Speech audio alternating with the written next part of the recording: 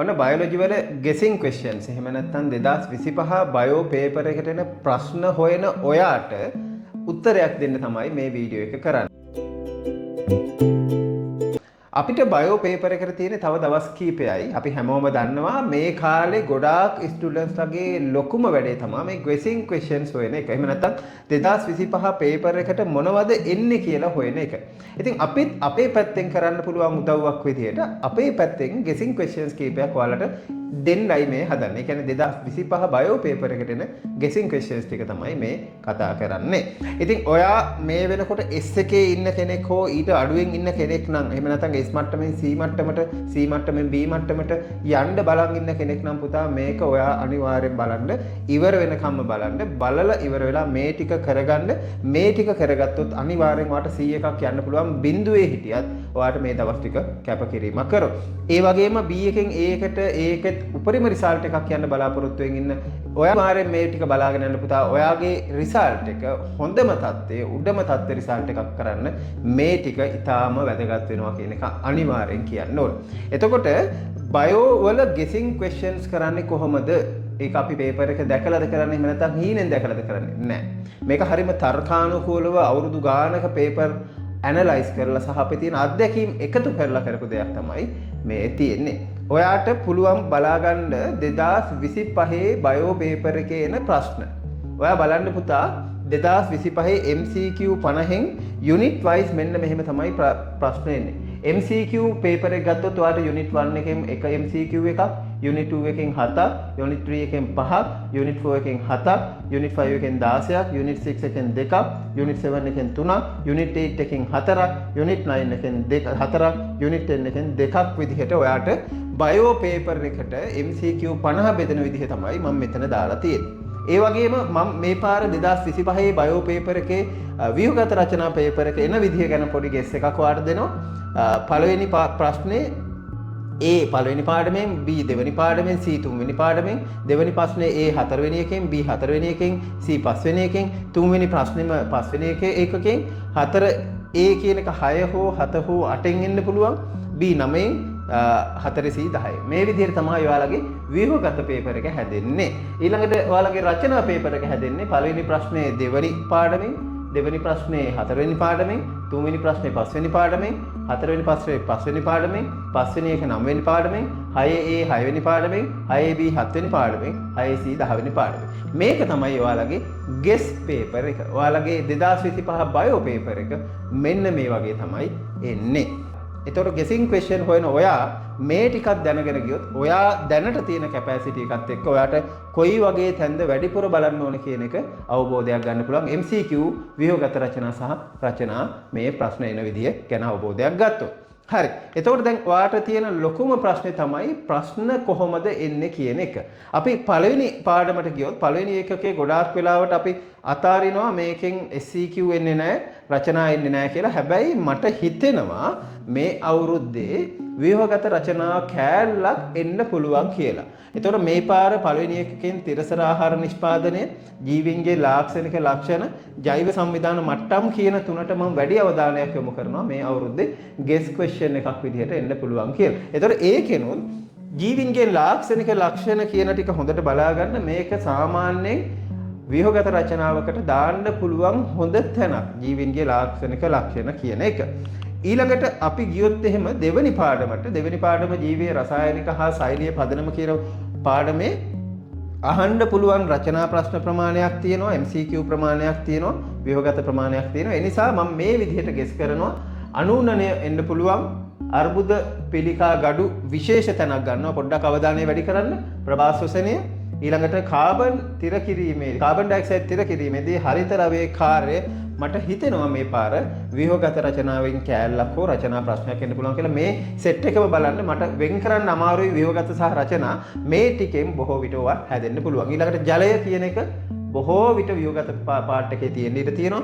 පොලිසැකරයිඩ්, ප්‍රෝටීන විශේෂයි, ලිපිඩ, එන්සයිම නම් මේ පාර මට හිතෙනවා අනිවාර්යෙන් එන්සයිම වල යාන්ත්‍රණයෙන් රචනා ප්‍රශ්නයක් ඒ කියන. දෙවෙනි එකකෙන් තුන්වෙනි එකකේ පැත්තට පරිණාමය හා ජීවීන්ගේ විවිධත්වය කියන එකට මේකෙත් ප්‍රශ්න කීපයක් අහන්න අවස්ථාව තියෙනවා. මෙතනදී ඔයාලට දාලා තියෙනවා වර්ගීකරණ ඉතිහාසයේ විශේෂ කරලා වර්ගීකරණ ඉතිහාසයේ බොහෝ විට ප්‍රශ්නයක් එන්න පුළුවන්. ඊළඟ ජෛව විවිධත්වයේ පරිණාමයේ ප්‍රශ්නයක් එන්න පුළුවන්. ඇල්ගී විශේෂයි ඇල්ගී වලින් ප්‍රශ්නයක් එන්න තියෙන chance එක වැඩි. ඇල්ගී පොඩ්ඩක් වැඩිපුර බලා ගන්න, හොඳට බලා ගන්න. ඊළඟ සනාල ශාකවල ලක්ෂණ බීජ සහිත, බීජ දරන හෝ බීජ නොදරන දෙකේම පොඩ්ඩක් බලා ගන්න. මේක නම් අහන්නම ඉඩ තියෙන තැන. ඊට අමතරව ඇනිමාලියා පාර්ට් එක බලා ගන්න ඕනේ. එතකොට ওই විදිහට තමයි තුන්වෙනි යුනිට් එකේ අපි බලන්නේ. එතකොට අපි ඊළඟට යමු හතරවෙනි එකකේ ශාක ආකාරය හා ක්‍රියාකාරීත්වය යටතේ මේකේ අහන්න පුළුවන් සුවිශේෂීම තැන් ටික මම මෙතන දාලා තියෙනවා. ඊට අමතරව තව කීපයකුත් අහන්න අවස්ථාව තියෙනවා. එතකොට ජීවන චක්‍ර ඇන්තොෆයිටා මම විශේෂයෙන්ම මේ පාර ගෙස් කරන තැනක් තමයි ජීවන චක්‍ර ඇන්තොෆයිටා. ඊළාට රසෝද්ගමනය බොහෝම විශේෂ තැනක්. උත්සේදනය අහන්න පුළුවන් අහලා තියෙනවා. හැබැයි රසෝද්ගමනය ගැන වැඩි අවධානයක් අපි යොමු කරමු. පූටිකා ගැන හොද්දට බලන්න මේක නම් අහනම තැනක්. පූටිකා නම් අහනම තැනක්. ඊළඟට මුලේ කඳේ ප්‍රාථමික වර්ධනය මේක නම් අහන්න පුළුවන් වර්ධක වල. ඊට පස්සේ බීජ ශාකවල සපුෂ්ප ශාකවල ප්‍රජනනය. ඊළඟට පටක මේ පාර්ට් එකත් පොඩ්ඩක් බලා ගන්න. අහන්න පුළුවන් හොඳම පාර්ට් එක තමයි මට හිතෙන්නේ මුලේ කඳේ ප්‍රාථමික වර්ධනය. මේ පාර රචනා ප්‍රශ්නයක් හරියටම එන්න ඉඩ තියෙනවා. ඊට අමතරව පූටිකා රසෝද්ගමනය කියන දෙකත් වැදගත් වෙනවා මේ පාර ක්වෙස්චන් පේපර් එකට. ඊළඟට අපි ගියොත් එහෙම වැඩිම ප්‍රශ්න ප්‍රමාණයක් තියෙන ඒකකයේ විදිහට අපි අඳුරගන්නේ සත්ත්වයාකාරය හා ක්‍රියාකාරීත්වය. මේකේ තියෙන ප්‍රමාණය ඉතාමත්ම ලොකුයි. අපි හැමෝම දන්නවා. අපේ සිලබස් එක භාගයකට කිට් වෙන මේක තියෙන. එතකොට මේ සෙට් එකෙන්ම සත්ත්ව අපේ කතම් පටක ආහාර සංසරණය ශෝෂණය ඊළඟට මෞත්‍ර ලිංගික ඊළඟට සංධාරණය ප්‍රජනනය ප්‍රතිශක්තිය ස්නායු මේ සෙට් එකෙන් මේ පාර විශේෂයේ තත්ත්වයක් තියෙන තැන් කීපයක් ගත්තොත් එහෙම ප්‍රතිශක්තියට වැඩි chance එකක් තියෙනවා. ප්‍රතිශක්තිය ඊළඟ අස්ථි සංධාරණයට වැඩි chance එකක් තියෙනවා. ඊළඟට ශ්වසනයට වැඩි chance එකක් තියෙනවා. ඒක දැන් අතාරින්න බෑ MCQ අහන නිසා. බලමු මේ යුනිට් 5 එහෙම නැත්නම් 5 වෙනි එකකේ මොන වගේ ප්‍රශ්න අහනවද කියන එක අපි ගෙස් කරන්නේ කොහොමද? මේ පාර අපි වැඩිම අවධානයක් යොමු කරන්න ඕනේ කන ගැන කීප සැරේම කතා කරා. එතකොට ඇතුළු කන මේ පාර බොහෝ විට අහන්න ඉඩ තියෙනවා. සමත් ටිකක් possible.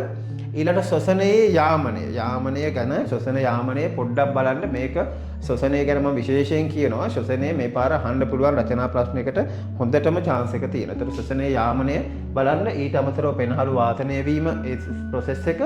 ඊළඟ සැකිලි පද්ධතිය අස්ති ගැන පොඩ්ඩක් බලන්න. ඊළඟ දේහ උෂ්ණත්ව යාමනය possible එන්නම පුළුවන් පොයින්ට් එකක් විදියටත් ගන්න පුළුවන්. හැබැයි මම මේ පාර වැඩිම අවධානයක් යොමු කරනවා ඇතුළු කන ශ්වසනයේ යාමනය සැකිලි පද්ධතිය කියන තුනට. ඊළඟට ප්‍රතිශක්තිකරණ යාන්ත්‍රණ සහජ ප්‍රතිශක්තිකරණ යාන්ත්‍රණ බොහෝ විට අහන්න පුළුවන් තැන. ඊළඟට නියුරෝන වල ව්‍යුහය සහ ස්නායු ආවේග ජනනය මේක බොහෝ විට අහන්න පුළුවන් තැන. ස්නායු ආවේග ජනනය සහ ස්නායු ආබාධ ස්නායු සම්බන්ධ ආබාධ ගැනත් මේ පාර අහන්න පුළුවන් ව්‍යුහගත පේපර් එක. ඉතින් මේ පහෙන් පස්සේ යුනිට් 6 යුනිට් 7 යුනිට් 8 යුනිට් 9 සහ යුනිට් 10 ඔක්කොම එකට ගත්තොත් එහෙම 35 බයෝ පේපර් එකට යුනිට් 6 7 8 9 10 වලින් මෙන්න මේ වගේ ක්වෙස්චන් ටිකක් ඒ කියන විදිහට බලුවොත් එහෙම පිළිවෙලක් නැහැ. පොලිපෙප්ටයිඩ් සංශ්ලේෂණය ගැන එන්න chance එකක් තියෙනවා.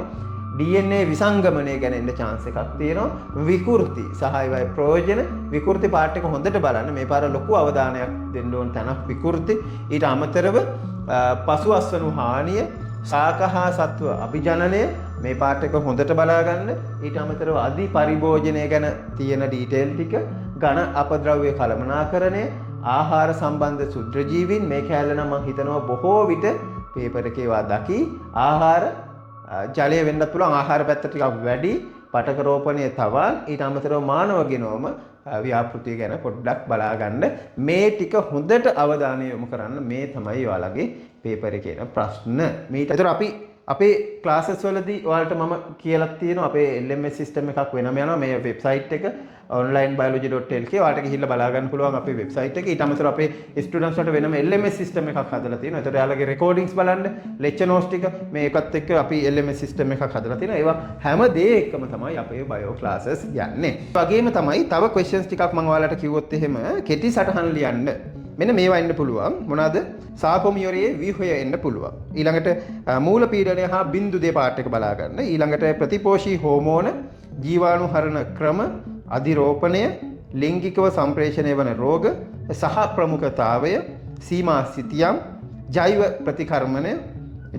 ප්‍රතිකර්මණය, වෛරසවල ගුණනය, සැවානා. මෙන්න මේ ටිකත් බලාගෙන යන්න ඔයාලගේ කෙටි සටහන ලියන්න මේකෙනුත් උදව්වක් වෙයි. මේ ගැන අවධානය යොමු කරන්න, මේවා ගැන වැඩි අවධානයක් යොමු කරලා ඒ ටික හොළුවට හොඳට දාගන්න. අනිවාර්යෙන් ඔයාගේ රිසල්ට් එක ඔයා මේ දැන් ඉන්න තැනින් පඩි එකක්වත් අඩුම ගන්න උඩට නගිනවා. මේ වෙලාවේ ලකුණු අඩුම මට්ටමක හිටියත් පුතා ඔයාව අතාරින්නේ නැහැ. ඔයා මේ ටික බලන්න අනිවාර්යෙන් ඔයාට 100කට යන්න පුළුවන්.